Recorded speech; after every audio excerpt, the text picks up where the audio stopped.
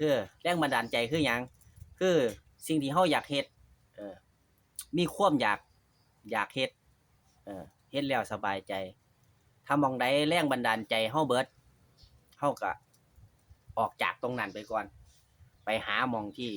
เอิ้นหยังไปเป็นหมู่เสือก็เป็นเสือไปเป็นหมู่ช้างก็เป็นช้างเฮาไปอยู่นำเสือสมมุติเฮาไปอยู่นำคนที่สร้างครีเอเตอร์เป็นครีเอเตอร์เฮาก็เป็นครีเอเตอร์ไปนำเขาเฮาก็เป็นคนสร้างคลิปเป็นคนเฮ็ดหยังวะสร้างคลิปเลี้ยวคอนเทนต์ต่างๆนั่นบ่ล่ะก็อยู่ในกลุ่มนี้พยายามหาข่อยสิไปหาไสข่อยบ่ฮู้จักไผเจ้าต้องหามีความทะเยอทะยานของเฮาต้องไปหาเฮาอยากไปเป็นพวกไซเบสบ่เฮาก็ต้องไปคบกับซุ่มเหลาคั้นเบ็ดยักเบ็ดวิธีการใส่เบ็ดใส่จังได๋เฮาต้องไปหาแบบนี้อันเฮาว่าโอ๊ยบ่มีดอกบ่อยากไปดอกเฮาก็อยู่แบบนั้นแหละเพราะหยังเพราะเฮาอยากอยู่แบบนั้นแม่นบ่เฮาอยากอยู่แบบใดเฮาก็ต้องอยู่แบบนั้นเฮาต้องไปหา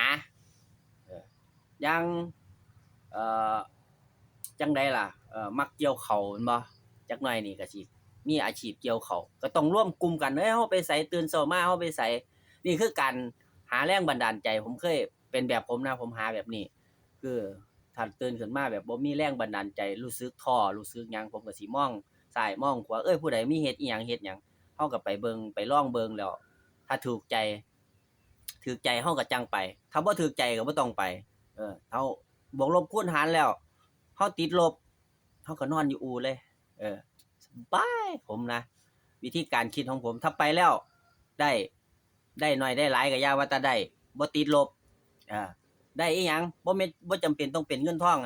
เป็นความสำบายใจนี่คือได้ของผมแล้วนะผมว่าผมได้ความสำบายใจความอิ่มเอิบใจความสุขใจนี่ได้มิตรภาพมิตรภาพประมาณนั้นนะมิตรภาพอีหยังผมบ่จำเป็นต้องเป็นเงินเสมอไปซึ่งอาชีพผมต้องเป็นเงินเด้ตื่นขึ้นมาผมต้องได้บ่ายเงินเด้แต่ว่าบางมื้อผมบ่ได้คิดว่าผมต้องได้บ่ายเงินนะผมต้องได้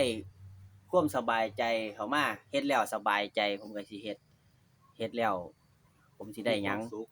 มีความสุขในใจในใจเฮานี่เกิดความสุขว่าถ้าเฮาเฮ็ดไปแล้วกูคือเสียหลายแท้วะกูคือเสียเงินแท้วะกูคือมีแต่โจกเงินแท้วะอีหยังแบบนี้มัน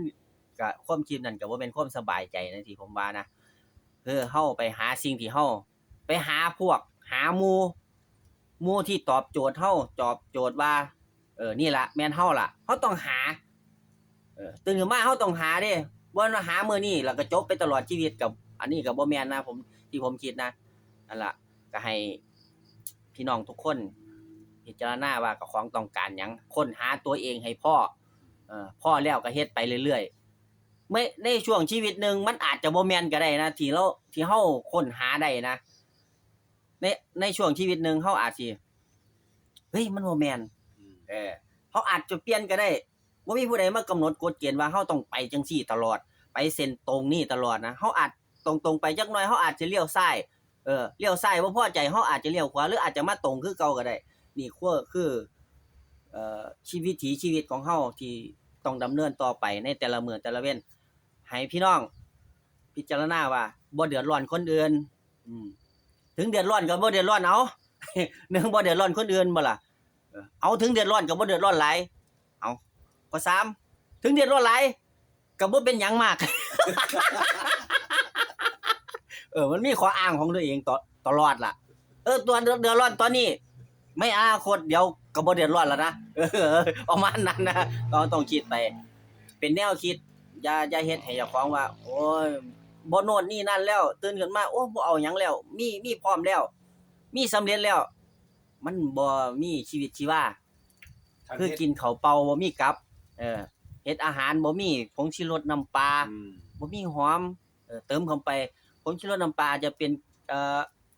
การตอบสนองชีวิตของเฮาแต่ละมื้อเฮ้ยมีรสชาติอีหยังประมาณนี้นะอันนี้ความคิดของผมดอกแล้วของพี่น้องเป็นจังไดคอมเมนต์มาให้เบิ่งหน่อยเด้อขอบคุณครับ